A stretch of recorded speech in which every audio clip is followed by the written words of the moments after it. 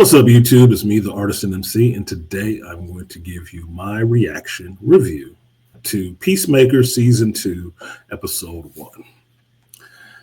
I was looking forward to this show coming back. It has. I had time to sit down and watch it.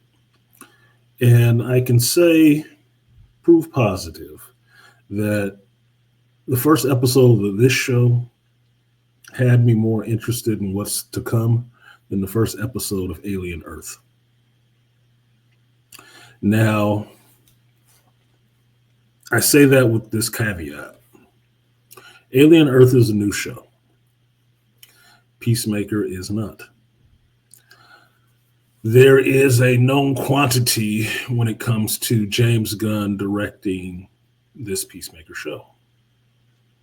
There is a known quantity for Noah Hawley, or Hawley, how do you say it, for directing a show. But I got more of James Gunn in this episode than I got of Noah Hawley. Now, I really enjoyed the first season of Peacemaker, and it was a surprise. And I really end up enjoying John Cena's acting because I felt a lot of heart and a lot of depth to the character that he brought to the role, which surprised the shit out of me. I didn't think beforehand the movies that I had seen him in, he was that good of a damn actor. But this role of Peacemaker on the show really brought something else out of him. I was like, wow, he can actually act a little bit. So it could just be the material by James Gunn, or it could be that John Cena is not phoning it in and really taking it seriously since he's in the lead role. Either way, I end up really enjoying the show. The cast of characters, everything worked. Come to season 2, we are in the direct fallout of what has happened after season 1. So if you have not seen season 1, you should probably go back and watch season 1 before watching this. This first episode does a good job of catching you up in the first couple of minutes of what happened over the course of the season. But there are some turns that you might want to watch so you understand what's going on. Namely, the stuff with his brother, Chris's brother, or Peacemaker's brother, either way. Now, the show picks up with Chris living in his father's house, him and Eagly, and I could say for the most part that Chris is sad. He's sad. He's feeling, how do you say, disaffected. He's done this great thing. He saved the world, and he is still unappreciated. And now he's alone for the most part. His father's gone. His brother's gone. It's just him and Eagly and this somewhat relationship he has with Harcourt.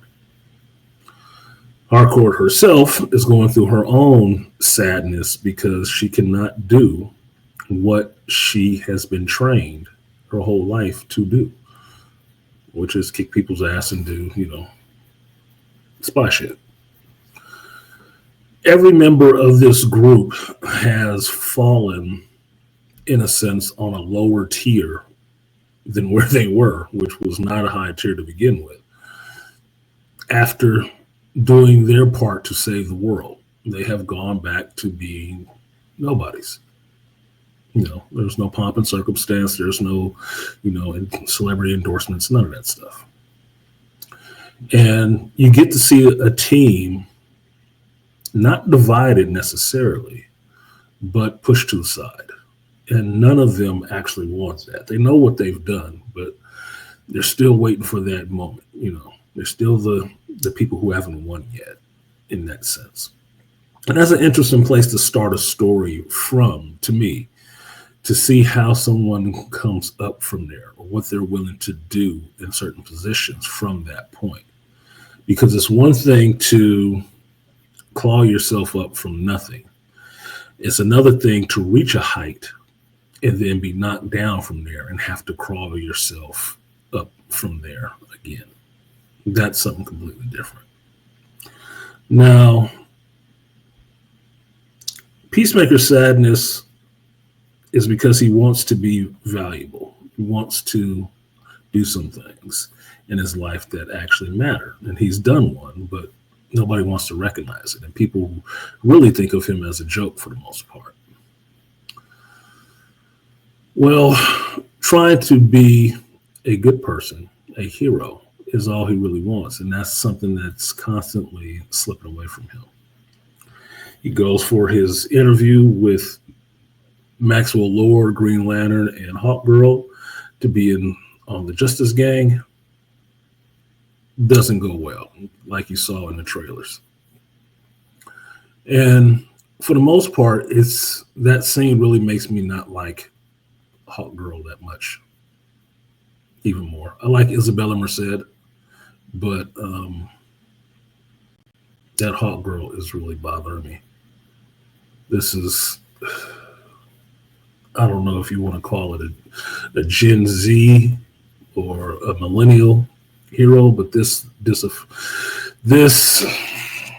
character is not working for me. They need to do something else. She is not bringing the vibe that this should be a person on the team, because at this rate, she looks dumber than Peacemaker. She looks dumber than Peacemaker, so there's no reason why she should be on the team outside of the fact that she can sprout wings, which doesn't make her any different than freaking Swift from the Authority. Now, the interview doesn't go well. He gets talked about roundly bad, and then he's out.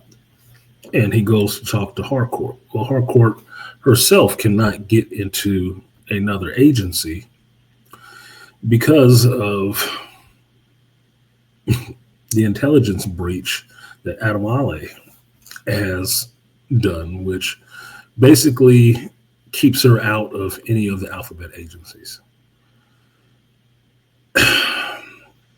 It's not exactly her fault, but Amanda Waller's daughter is the one who did it. But,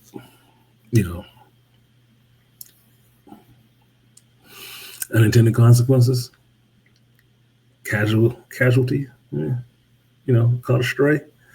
It's kind of messed up. That's all she wants to do. And you see how she deals with that in some ways, that she has to do these things. She cannot function without being able to do this job. That's all she knows. Now, the only member of this team that has a regular job now and is still doing something close to what he was doing is Economos. And Economos has been put on Argus, and his assignment is watching Peacemaker. He is monitoring Peacemaker for detection of an anomaly, spatial rift, whatever you want to call it. And he discovers one, which is the closet that Peacemaker's father had, which is the quantum unfolding chamber, whatever. And what you find inside of there is that it actually goes to different places, different dimensions. It's not just one door into one open area. It is like a nexus point for a lot of doors to a lot of other areas. So think of it like the warehouse of doors in Monsters, Inc. All these doors inside of here go other places. And if you have one of these doors, you have access to this quantum unfolding room, which in some ways could seem problematic for me, because that means anybody at any time can walk through this thing into somewhere else. It's like a shared garden, if you would, with a bunch of houses ringed around the outside of it. Anybody could just come anywhere now. So how that works is not fully explained. I'm sure they'll go into it more this season, because this season is going to revolve around that door and that nexus point. But Chris goes through that door and ends up finding another door that takes him to a room which is apparently his room from another dimension, where he is a hero. his father is alive and nice. And also, his brother is alive. They're a trio of heroes. Now, this is shocking to Chris, but understanding where he is right now, it's something that he always wanted. He has the removal of regret, which is him killing his brother. His father is not a raging racist, and he is a hero. All three of them together. And given the place where Chris is at, you can understand why he would want something like that. Needless to say, he does end up in a conflict with the Peacemaker of that universe, and one of them ends up dying. Now, you know this was going to happen from the trailer. You know the two of them were going to meet. How the Peacemaker of this other universe was gotten out the way was the question. I did not think they would kill him, but apparently they did. Spoiler alert.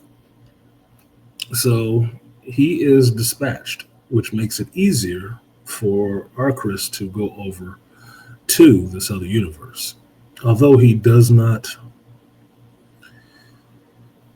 share any of this past that the rest of these characters share. Now, sooner or later, these other characters are going to have to pick up on that. The father, the brother, they have to understand that this is not their Chris. They have to. In this episode, you see them sitting down and having a good laugh and having a drink and stuff like that, and he echoes none of the stories. He's just listening. That would be, to me, a red flag that something is wrong with this dude and something's not right. Especially if I know there's a quantum unfolding chamber in the other room. That's problematic to me. So how this is worked out in the show is what I will be showing up to see. But from that introduction to all the cast of characters so far, the main group that we know from the last season, and some of these newer characters in the other dimension, I'll be down to see what's going on with that on a weekly basis. I cannot say the same for Alien Earth. I'm 3 episodes in, and I'm kind of over this. 1 episode in the Peacemaker show, I'm actually kind of excited to see what happens next. And more excitedly curious rather than just flat out curious. So for that, I would say Peacemaker season 2 episode 1 is worth a watch. It was a little fun. It did go heavy HBO because there was way too much slong thrown out there in this for me not to be watching a gay porn, which I don't watch. But James Gunn, dude, whatever.